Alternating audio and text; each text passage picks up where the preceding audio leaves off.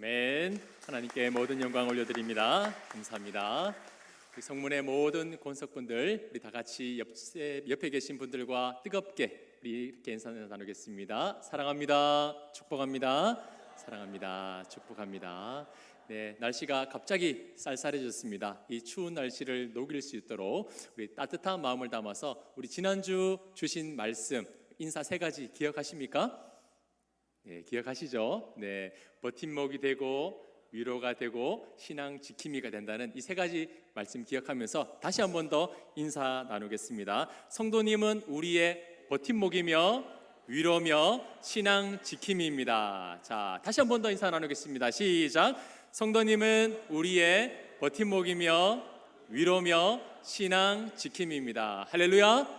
아멘. 우리 성문교회가 그렇게 서로 아름답게 교제를 나누며 든든한 버팀목이 될 수 있는 믿음의 교회가 될 수 있기를 주님의 이름으로 축원합니다. 아멘. 우리 지난주는 데살로니가 전서 3장 1절로 5절 말씀을 통해서 흔들리지 않게 하려고 라는 제목으로 함께 말씀을 나누었습니다. 바울은 비록 자신이 데살로니가 지역으로 다시 갈 수는 없었지만 사랑하는 아들과 같았던 디모데를 대신해서 파송했습니다. 파송하는 그 마음이 얼마나 간절했든지 성도를 향한 그 사랑이 바울을 포기할 수 없게 만들어버린 겁니다. 바울은 디모데를 향해서 형제요 그리고 일꾼이라고 표현했습니다. 그냥 내가 부리는 사람, 하인이 아니라 내가 사랑하는 가족이요 그리고 내 모든 것을 다해서 함께 일하는 동력자라고 디모데를 표현했습니다. 바울은 동력자 디모데를 파송하는 이유를 3가지를 말했습니다. 우리가 조금 전에 인사 나누었던 그 3가지인데요. 첫 번째는 디모데를 데살로니가 지역에 보낸 것은 버팀목이 되게 하기 위해서였습니다. 여러 가지 고난과 환난 때문에 이리 저리 흔들리고 있는 그 성도들을 찾아가서 흔들리지 않게끔 굳건하게 붙들어 주기 위해서 디모데를 보냈습니다. 두 번째는요, 위로해 주기 위해서 디모데를 보냈습니다.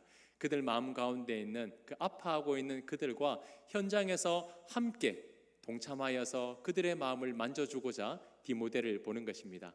마지막 3번째는 신앙을 지켜주기 위해서 디모데를 보냈습니다. 당시 이방 교도들과 유대인들은 여러 가지 미혹의 말로 데살로니가 성도들을 흔들었습니다. 너희가 예수 믿었기 때문에 이렇게 힘든 거야. 예수 믿지 말고 다시 돌이켜서 우리에게로 돌아와. 그런 여러 가지 말로 흔들었습니다. 그렇게 흔들릴 수 있는 그들에게 찾아가서 아닙니다. 당신들이 믿는 그 예수 그리스도는 참된 우리의 구원자입니다. 당신들의 선택은 틀리지 않았습니다. 라고 붙들어주기 위해서 디모데를 보냈습니다. 이건 디모데 한 사람만 해야 하는 일이 아닙니다. 모든 교회의 성도들이 서로 함께 이 일들을 만들어 가야 하는 겁니다. 바라옵기는 교회를 흔들고 여러 가지 성도를 미혹하는 대적들의 공격이 거세어져가는 이 마지막 시대에 우리 성문교회 모든 성도님들은 서로가 버팀목이 되어주고 위로가 되어주고 신앙의 지킴이가 되어주어서 단 한 사람도 흔들리지 않고 온전한 믿음을 끝까지 지켜낼 수 있기를 주님의 이름으로 축원합니다. 아멘. 자, 오늘 본문은 바울이 파송한 디모데가 이제 데살로니가 교회의 상황들을 돌아와서 전해주고 그 소식을 들은 바울의 반응에 대한 말씀이 기록되어 있습니다. 파송받았던 디모데는 바울에게 어떠한 소식을 전해 주었겠습니까? 오늘 본문 6절 말씀을 우리 다 같이 한 목소리로 한번 읽어보도록 하겠습니다.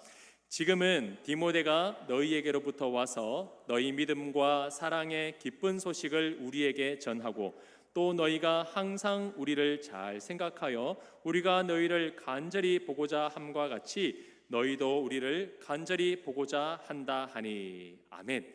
1장 3절 기억하십니까? 감사하게도 데살로니가 교회 안에는 믿음의 역사와 사랑의 수고와 소망의 인내함을 가지는 실제적인 열매들이 나타나고 있었습니다. 이 소식을 들은 바울이 얼마나 기뻐했는지요. 마음 졸이면서 어떤 소식이 들릴까? 데살로니가 교회가 어떻게 지내고 있을까 궁금했는데 너무나 디모데로부터 반갑고 기쁜 소식이 전해진 겁니다. 교회에서 기쁜 건요, 다른 게 없습니다. 성도가 성도끼리, 성도 한 분 한 분이 믿음 안에서 바로 서 있는 것, 신앙의 아름다운 열매가 맺혀져 있는 것, 이것만큼 기쁜 소식이 없습니다. 자, 보십시오. 바울은 믿음과 사랑의 기쁜 소식을 들었다라고 고백하고 있습니다. 데살로니가 교회는 개인의 믿음만 좋았던 것이 아닙니다. 한 사람 한 사람만이 예수 잘 믿고 그 구원의 기쁨과 감격을 누리고 있었던 것에서 끝나는 것이 아니라 그 믿음이 내면을 넘어 밖으로 표출되고 확정되고 있습니다. 그것이 바로 사랑입니다. 사랑은 해야지 억지로 강요하고 그리고 마음만 먹는다고 되는 것이 아닙니다. 내 안에 예수 그리스도를 향한 믿음이 바로 설 때에 자연스럽게 흘러나오는 것이 바로 사랑입니다. 신기한 것은 내가 누군가를 돕고 그리고 섬기고 사랑하고 있는데 그것이 다른 사람을 행복하게 하고 공동체를 기쁘게 한다라는 사실입니다.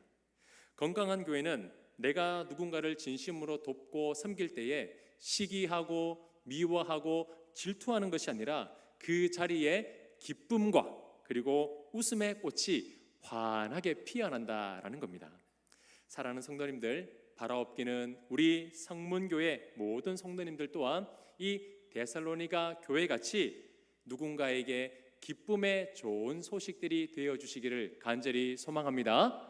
그리하여 성문교회에서 예배드리고 신앙생활하는 것이 누군가에게 있어서 고통이 되는 것이 아니라 행복이요 웃음이요 기쁨이 되시기를 주님 이름으로 축원합니다. 아멘.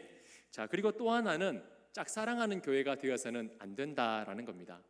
교회 안에서 짝사랑, 이게 어떤 의미일까요?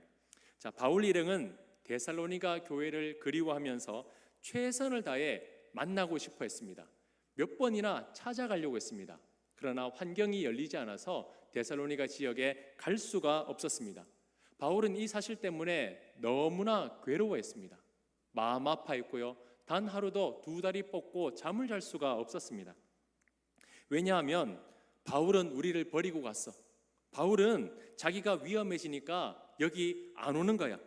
말만 그렇게 하고 바울도 별 수 없네 라며 데살로니가 성도들이 오해할 수 있기 때문입니다.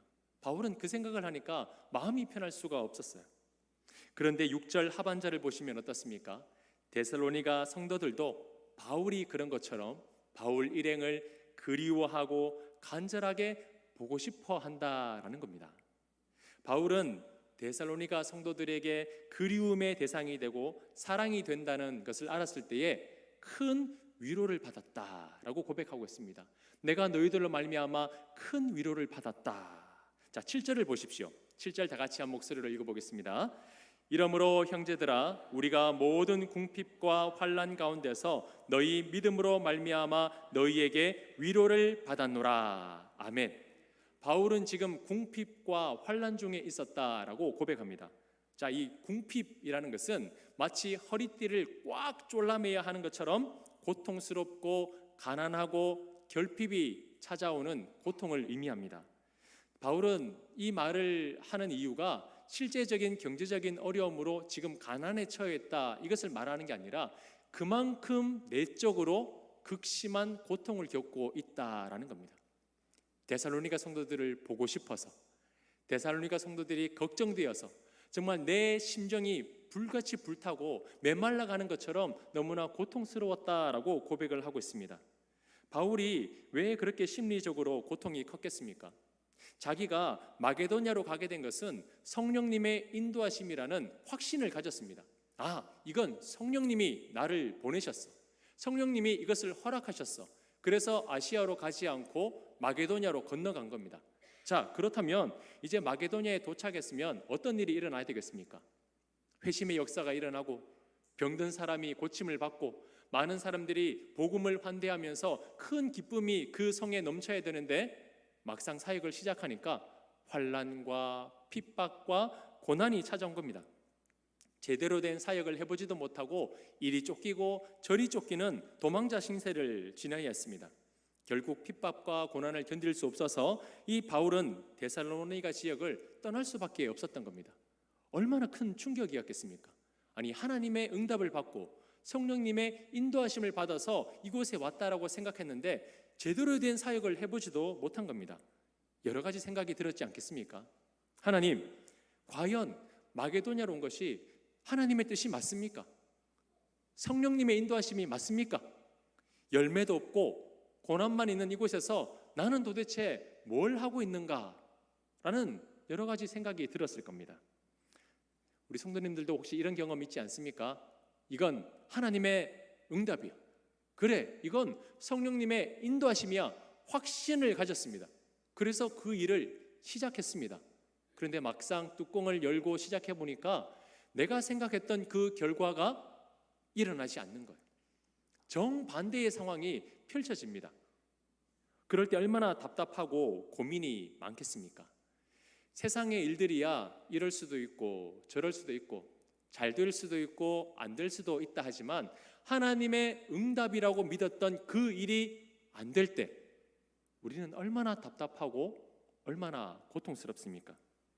하나님의 응답이었다는 확신이 의심으로 바뀌게 되는 순간 우리의 마음은 한순간에 와르르 무너지게 됩니다. 그리고 너무나 고통스럽습니다. 바울은 수개월이 지날 동안 이 데살로니가 지역의 사역에 대한 결과에 대한 해석이 되지 않습니다. 도대체 왜 이런 결과가 일어났는가? 도대체 이것이 하나님의 응답이 맞는가? 수개월 동안 그 의문이 풀리지 않았습니다. 얼마나 애가 탔는지 마치 허리띠를 졸라매야 할 만큼 심정이 메마르고 궁핍해져 있다라고 고백할 정도였습니다. 그때 디모데가 와서 소식을 전해줍니다. 바울이여, 데살로니가 교회가 온전한 믿음을 가지고 바르게 성장하고 있습니다.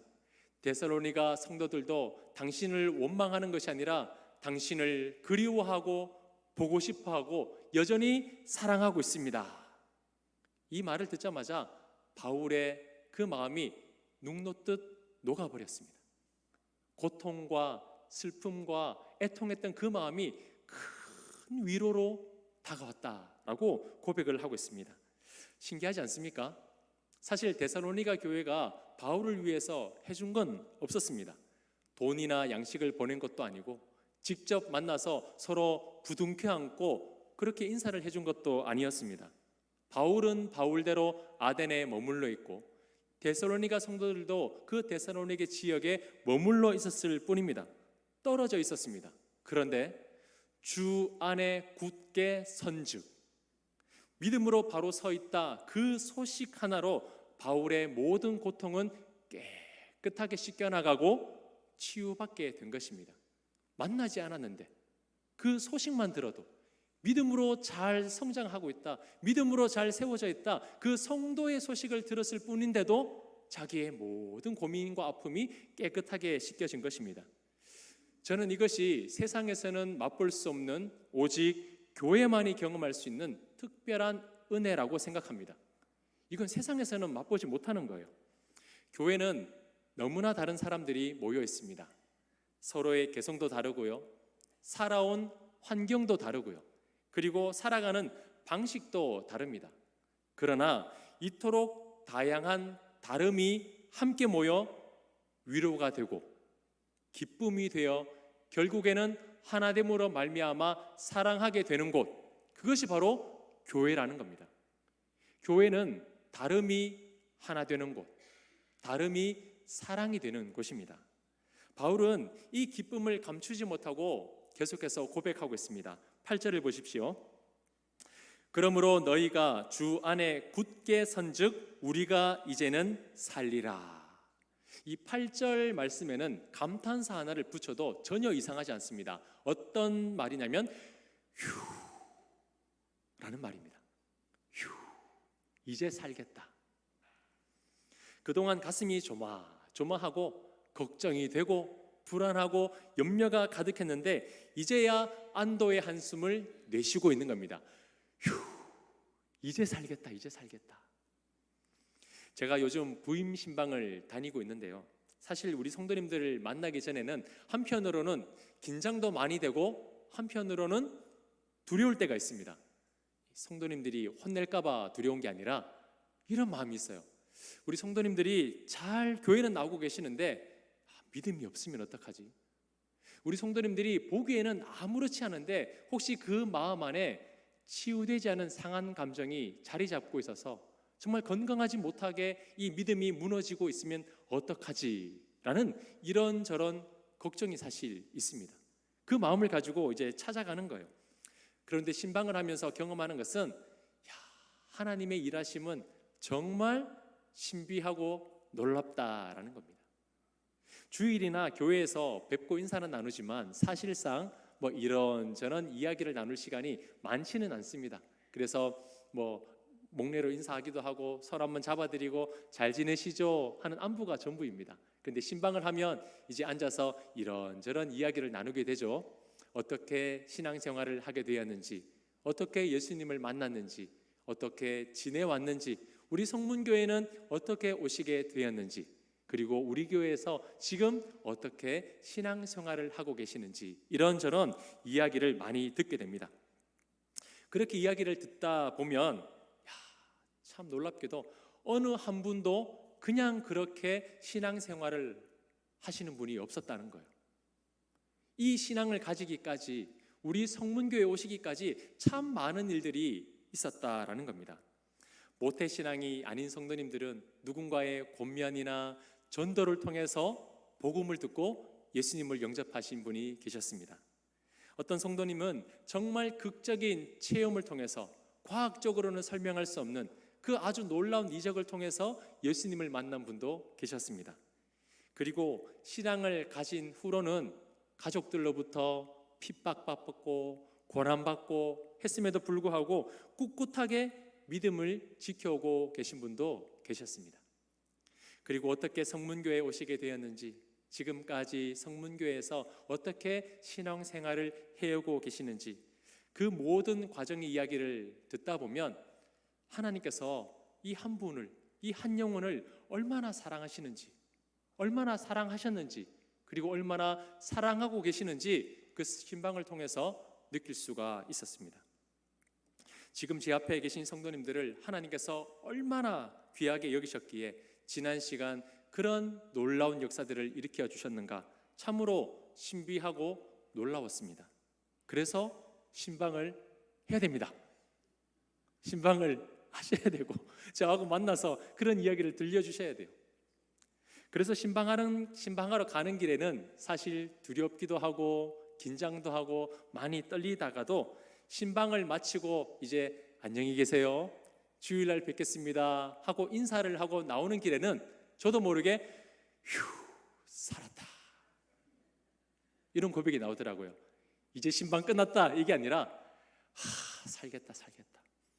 우리 성도님들이 믿음을 잘 지키고 계시는가, 어떻게 예수님을 만나셨는가, 이런 걱정이 있었는데 이야기를 나누면서 우리 성도님들이 어떻게 이 말씀을 붙들며 살아가고 계시는지, 어떻게 내게 주신 이 구원의 감격과 기쁨을 지켜내기 위해서 몸부림치며 살아가고 계시는지, 그걸 듣게 되니까 이제서야 제 마음이 놓이는 겁니다. 아휴, 감사하다. 하나님 살아계신다. 하나님 우리 성도님 너무 사랑하고 계시는구나. 이걸 경험하고 나오게 되니까 그제야 제 마음이 놓이는 겁니다. 이건 목회자만 경험하는 게 아니죠. 우리 성도님들끼리 서로 경험해야 하는 일입니다. 교회가 바로 이러한 감격이 있어야 됩니다. 내 옆의 지체가 점점 예수 그리스도를 닮아가고 있고 예수 그리스도를 사랑하고 예수님을 더 굳건하게 믿는 것을 보니까 내 마음이 흡족해지고 내 마음이 기쁘고 내 입가에서는 미소가 번지게 되는 것, 이것이 바로 교회 안에서 나누어야 하는 큰 기쁨 중에 하나다라는 겁니다. 이것이 교회에서만 경험할 수 있는, 성도만이 누릴 수 있는 특별한 은혜입니다. 우리 모든 성도님들이 이 특별한 은혜, 특별한 경험을 하시기를 주님 이름으로 축원합니다. 아멘. 세상은 다른 사람이 잘하고 성장하면요, 나의 진급이나 내 앞길을 가로막는 라이벌이라고 의식하게 만듭니다. 그래서 경쟁합니다. 어떻게 하면 끄집어내릴까? 어떻게 하면 그 사람보다 내가 더 잘하게 될까? 그것을 고민합니다. 그런데요, 교회는 그렇지가 않습니다. 교회는 성도가 영적으로 성장하고 믿음의 흔적이 더욱더 뚜렷해질수록 내 마음이 기쁩니다. 내 마음이 즐겁습니다. 내 입가에는 미소가 번집니다. 그로 인하여 서로 기쁨을 누리게 되는 것, 그것이 바로 교회라는 거예요. 자, 9절을 한번 보십시오. 자, 9절을 보시면 우리 함께 한 목소리를 읽겠습니다. 우리가 우리 하나님 앞에서 너희로 말미암아 모든 기쁨으로 기뻐하니 너희를 위하여 능히 어떠한 감사로 하나님께 보답할까. 아멘. 바울은 참으로 지금 귀한 고백을 하고 있습니다. 데살로니가 성도들로 인해서 하나님 앞에 마음껏 기뻐하고 있는데 그 기쁨이 얼마나 컸던지 그동안의 염려와 불안이 말끔하게 씻겨졌습니다. 그리고 하나님께 감사로 나아가고 있습니다. 일주일 동안 너무나 고된 삶을 살았습니다. 아침부터 저녁까지 일하느라 힘들고 또 팍팍한 이 삶을 살아가는 것이 여간 힘들지 않겠습니까? 그런데 그런 지쳐있는 마음으로 무거운 발걸음으로 성전에 나와서 성도님들을 보는데 내 마음의 기쁨이 확 몰려오는 겁니다. 찡그렸던 울상이었던 내 얼굴에 웃음꽃이 확 펴지는 거예요. 피로회복제 다른 데서 찾지 않으셔도 됩니다. 교회에 나오면 피로회복제가 있습니다. 어디예요? 어디에 있습니까? 내 옆에 계십니다. 우리 옆에 계신 분들과 이렇게 한번 인사하겠습니다. 성도님은 저의 피로회복제입니다. 성도님은 저의 피로회복제입니다. 이렇게 말하면 피로가 사라져야 하는데 오히려 피로가 확 몰려오는 분은 안 계시죠? 내 옆에 계신, 내 옆에 있는 사랑하는 지체로 인해서 내 모든 피로가 다 덮어지고 내 모든 고통이 씻겨져 가고 내 얼굴에는 웃음꽃이 피는 것, 이것이 바로 교회 안에서 누리게 되는 기쁨인 겁니다. 바로옵기는 바울의 이 고백이 우리 모든 성도님들의 고백이 될 수 있기를 간절히 소망합니다. 너희로 말미암아 모든 기쁨으로 기뻐하니. 이 기쁨이 넘쳐났으면 좋겠습니다. 성도와 성도의 기쁨이 넘쳐나면 이제 그 다음에 어떻게 되겠습니까? 자연스럽게 하나님을 향한 감사로 나가게 되어 있습니다. 자, 이 9절 하반절을 다시 보시면 너희를 위하여 능히 어떠한 감사로 하나님께 보답할까? 바울은 왜 마음이 기쁜데 하나님께 감사하고 있을까요? 그건 당연하게 이 데살로니가 지역에 복음을 증거하게 하시고 성도들이 복음을 받아들이게 하시고 예수 그리스도를 믿게 하심으로 말미암아 이 구원의 은혜를 베푸신 것은 누가 했다고요? 하나님께서 하셨기 때문입니다. 그래서 하나님을 향한 감사가 빠질 수가 없는 거예요. 우리 성도님들은 누군가로 인한 이 기쁨으로 말미암아 하나님께 자발적인 감사의 고백을 하신 적이 있으십니까? 하나님 너무나 감사합니다. 하나님 우리 성문교회를 이렇게 지켜주셔서 감사하고 내 옆에 있는 지체 지금까지 믿음 지켜주셔서 감사하고 내 안에 있는 이 기쁨과 이 소망이 우리 교회를 통하여서 얻어지게 하시니 감사합니다. 감사합니다. 물론 예배 시간에 와서 나 하나 은혜 받고 기쁨을 회복하고 돌아가는 것 너무나 중요합니다. 하지만 하나님께서 우리 개인이 아니라 이 교회라는 믿음의 공동체를 허락하신 분명한 이유가 있습니다. 우리가 매 예배 시간마다 사도신경을 고백하는데요, 우리는 그 사도신경 가운데 이것을 믿는다라고 매번마다 고백합니다.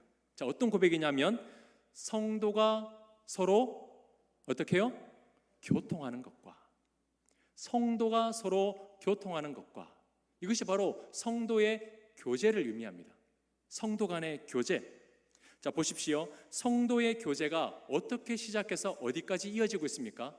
성령을 믿사오며 거룩한 공회와 공교회를 의미합니다. 그리고요, 성도가 서로 교통하는 것과 성도의 교제죠. 그리고요, 죄를 사하여 주시는 것과 죄 용서입니다. 그리고 몸이 다시 사는 것과 부활입니다. 그리고 영원히 사는 것을 믿사옵나이다. 아멘. 부활과 영생까지 나아갑니다. 이 성도 간의 교제는요, 그냥 서로 이야기 나누고 세상적인 이야기 하다가 웃고 돌아가는 것이 아니라 이 성도 간의 교제가 일어나는 것을 통하여서 부활과 영생까지 이어간다는 거예요.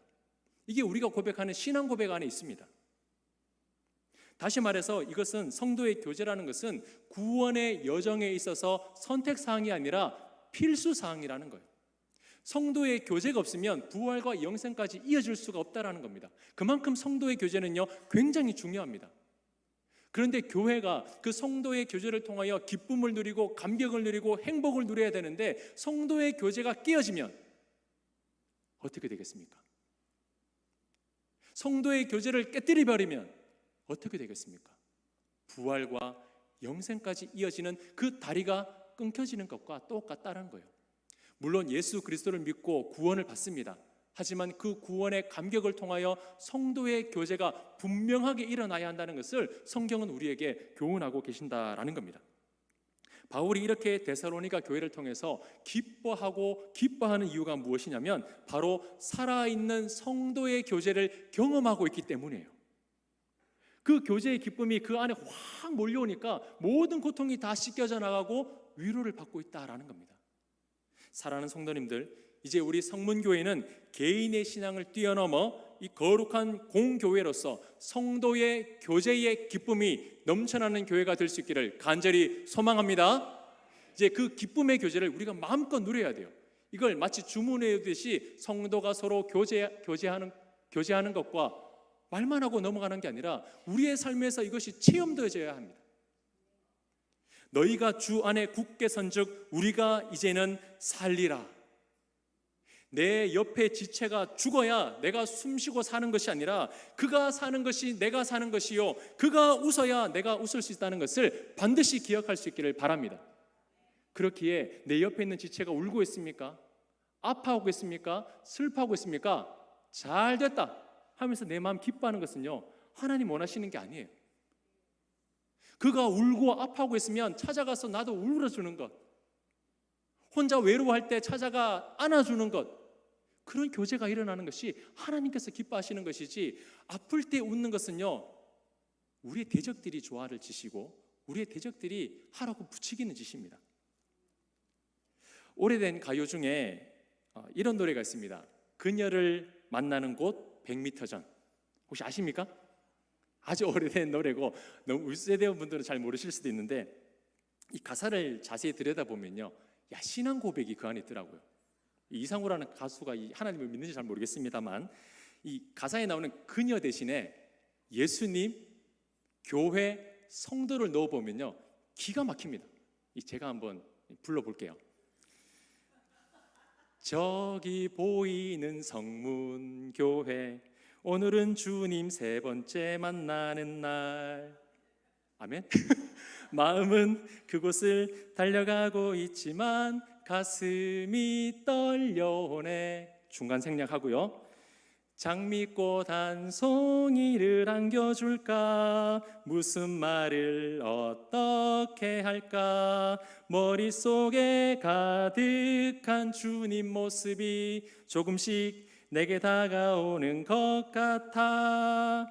하늘의 구름이 솜사탕이 아닐까? 어디 한번 뛰어 올라볼까?